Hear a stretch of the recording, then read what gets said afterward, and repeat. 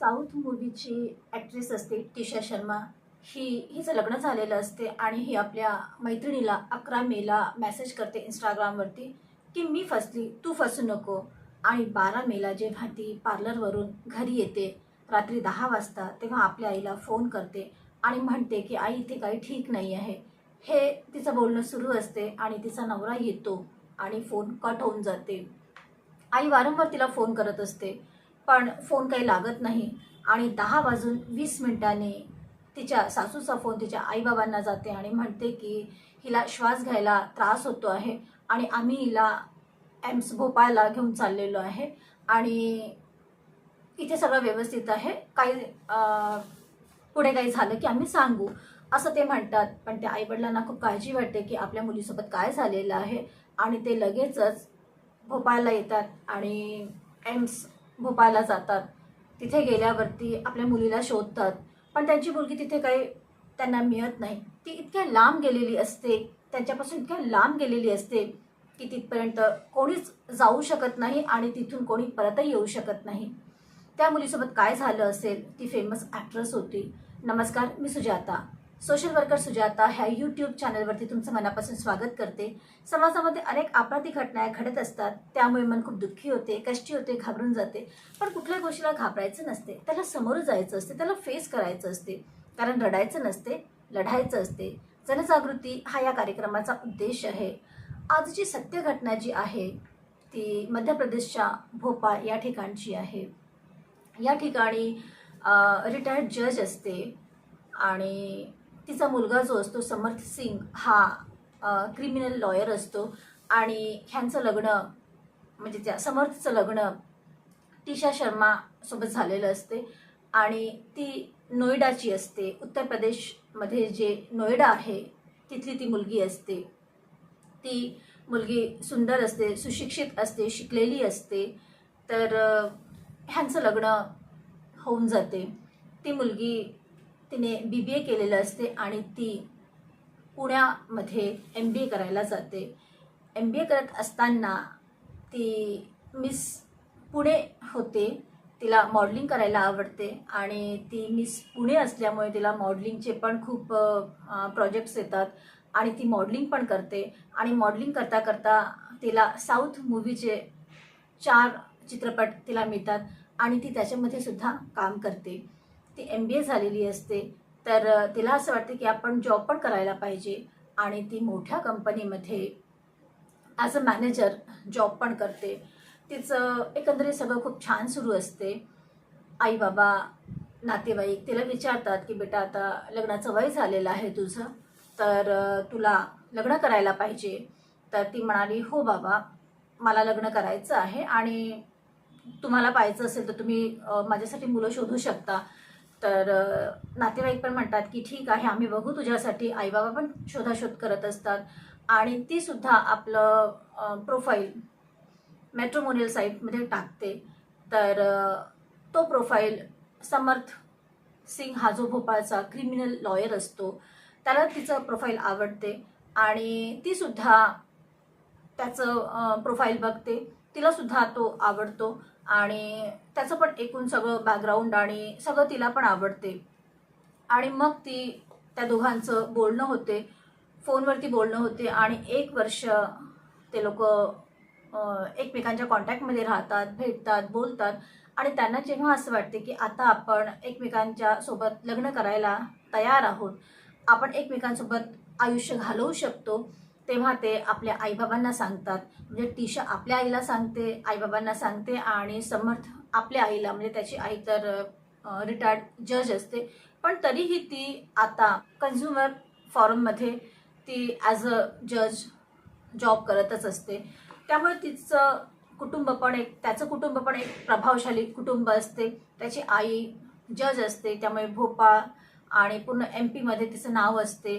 चांगली family, रसूखदार family, प्रभावी family अशी त्यांची फॅमिली असते. आणि दोघांनाही एकमेकांचा बायोडाटा आवडतो. दोघांनाही टिशा, समर्थ एकमेकांना पसंत करतात. त्यामुळे त्यांचे कुटुंब पण एकमेकांना पसंत करतात आणि त्यांचं लग्न होते. लग्न खूप शाही होते. टिशाचे आईबाबाची जेवढी क्षमता असते त्या हिशोबाने ते लग्न करतात. मुलांकडले जेही नातेवाईक येतात त्यांचं स्वागत ते खूप छान करतात. त्यांचं खाणं पिणं राहणं सगळं ते व्यवस्थित करतात आणि जेवढी त्यांची क्षमता होती त्या हिशोबाने ते त्यांना हुंडा पण देतात. म्हणजे कार देतात, नगदी देतात आणि जेही लग्नाचा जो सगळा खर्च असतो तो तेच करतात. आणि त्यांना असं वाटतं की आपल्या मुलीला कुठेच काहीच त्रास व्हायला नको आणि तिचं सगळं व्यवस्थित राहायला पाहिजे. हा उद्देश प्रत्येक आई वडिलांचा असतो की आपल्या मुलीला कुठलाच त्रास सासरी होऊ नये, म्हणून त्यांची जेवढी क्षमता असते त्यापेक्षा जास्तच ते लोक करतात.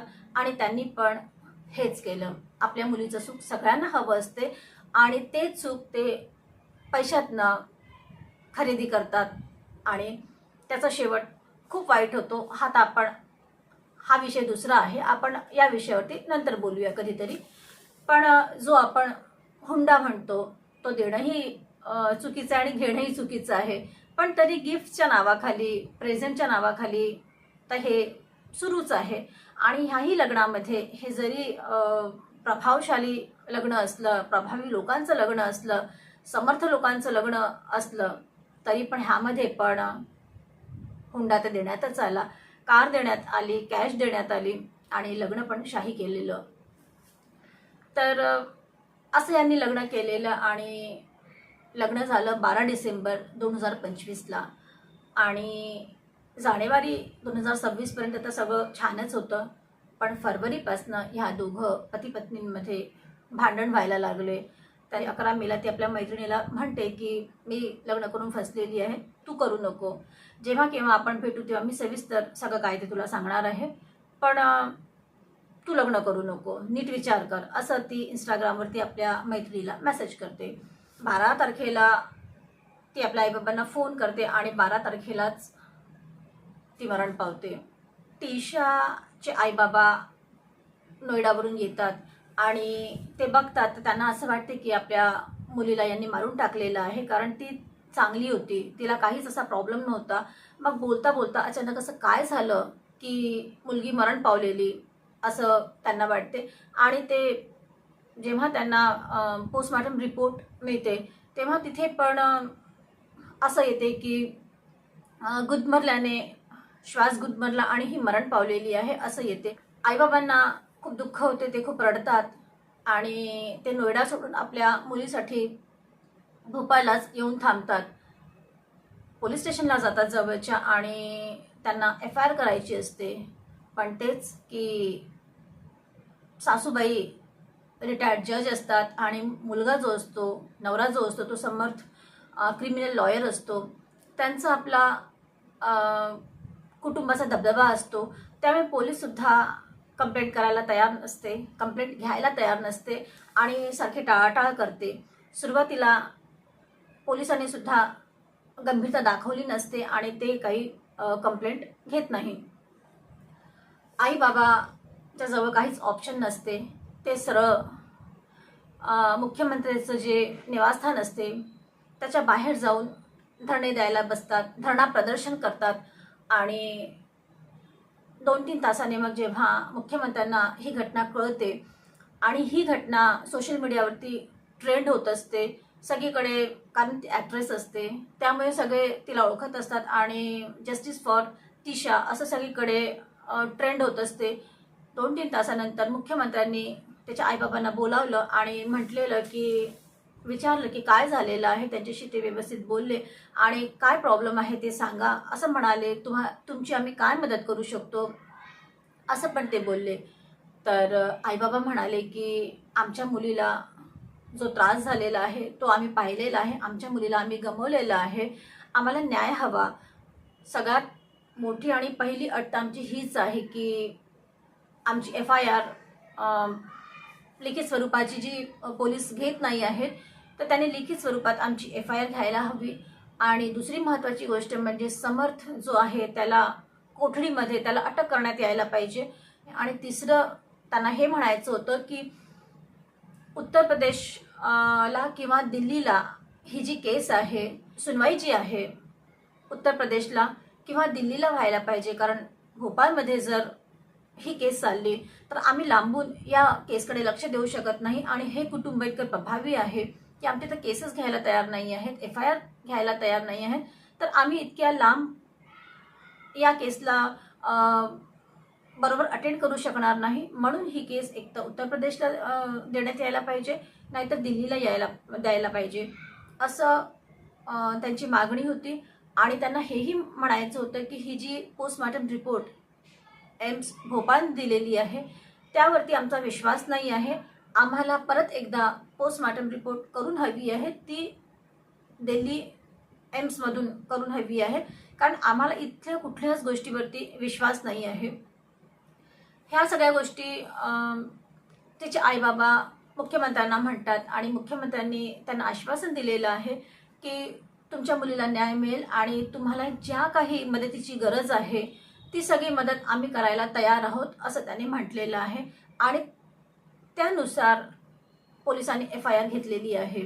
तिशाची जी सासूबाई असते ती जज असते आणि तिला माहिती असते की आपल्या सुनेचा मृत्यू झालेला आहे आणि आता आपल्याला अटक होऊ शकते, म्हणून तिने अटक होण्यापूर्वीच जामीन मागितलेला आहे. त्याच्यासाठी तिने अर्ज केलेला आहे आणि तिचा अर्ज ॲक्सेप्ट सुद्धा झालेला आहे. म्हणजे तिला अटक होण्यापूर्वीच तिने जामीन घेतलेला आहे. आणि सोशल मीडियामध्ये हेच म्हटलं गेलेलं आहे की ही फॅमिली खूप प्रभावी आहे, न्यायपालिकेमध्ये यांचा दबदबा आहे, म्हणून यांना अटकपूर्व जामीन मिळालेली आहे असं सोशल मीडियावरती बोलण्यात जात आहे. जामीन मिळण्यासाठी तिच्या सासूबाईने काही आरोपसुद्धा लावलेले आहेत आणि ते म्हणजे ती म्हणाली की माझ्या मुलाच्या लग्नाला 5 महिने झालेले आहेत आणि या 5 महिन्यामध्ये 5 वेळा माझी सूनबाई माहेरी गेलेली आहे. आणि मे महिन्यामध्ये जेव्हा ती गेली होती तिने डायरेक्ट फ्लाईट केलेली भोपाळ टू दिल्ली, पण दिल्लीमध्ये ती 1 दिवस राहिले आणि 18 मेला ती आपल्या आईबाबांकडे गेलेली आहे.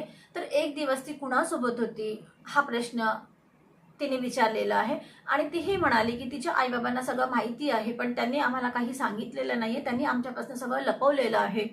ह्यांची मुलगी जी होती म्हणजे तिशा शर्मा जी होती ती दारू पिणारी होती आणि तिला ते रोज हवं असायचं. जर तिला ते नाही मिळालं तर ती चिडचिड करायची आणि तिने घरचं वातावरण पूर्ण खराब करून टाकलेलं होतं. ती 2 महिन्याची प्रेग्नेंट होती. जेव्हा ती मरण पावली तेव्हा ती 2 महिन्याची प्रेग्नेंट होती असं तिच्या सासूबाईंनी सांगितलेलं आहे. तिच्यावरती खूप आरोप तिच्या सासूने लावलेला आहे आणि ती हे पण म्हणालेली आहे की मी खूप थकलेली आहे, आता स्त्रीची भूमिका करता करता मी आता खूप थकलेली आहे, आता मला इथे राहायचं नाही आहे आणि आता मला इथून जायचं आहे असं जजने जामीन मिळवण्यापूर्वी म्हटलेलं आहे. या मुद्द्यावरती त्यांना जामीन मिळावा असं त्यांचं म्हणणं होतं. आईवडील म्हणत होते की आमच्या मुलीला यांनी खूप त्रास दिलेला आहे, हे आमच्यासोबत नीट बोलू पण देत नव्हते. बोलता बोलता फोन कट झाला आणि जेव्हा तिच्या घरून फोन आलेला तर तेव्हा हेच कळलं की आमची मुलीला श्वास घ्यायला त्रास होतो आहे, आमच्या मुलीला यांनी खूप त्रास दिलेला आहे असं आईबाबांचं म्हणणं होतं. आणि सासूबाईचं म्हणणं होतं की ही मुलगी दारू प्यायची आणि ही 5 महिन्यात 5 वेळा माहेरी गेलेली आहे आणि 1 दिवस ती कुठे राहिलेली आहे, कोणासोबत राहिलेली आहे हे काही आम्हाला माहिती नाही. ती 2 महिन्याची प्रेग्नेंट पण होती आणि प्रेग्नेंट राहिल्यावरती तिचं बिहेवियर तिच्या नवऱ्याबद्दल आणि सासूबद्दल पूर्ण चेंज झालेलं आहे असं ती म्हणते. यामध्ये कोण खरं बोलते आहे आणि कोण खोटं बोलते आहे हे माहिती नाही. अर्ध सत्य आहे आणि अर्ध खोटं आहे. तपासामध्ये काय ते कळणारच आहे. SITचं गठन झालेलं आहे. हाय प्रोफाईल केस असल्यामुळे ह्याचा तपास खूप काळजीपूर्वक होणार आहे असं आश्वासन मुख्यमंत्र्यांनी दिलेलं आहे. बघूया या केसमध्ये पुढे काय होते ते. तुम्ही पाहताय social worker Sujata, real crime stories, ज्यामध्ये सत्य आहे पण त्यावरती विश्वास ठेवणं कठीण आहे. परत भेटूया पुढल्या वळणावरती. तेव्हा लाईक करा, कमेंट्स करा, शेअर करा आणि सबस्क्राईब तर कराच करा.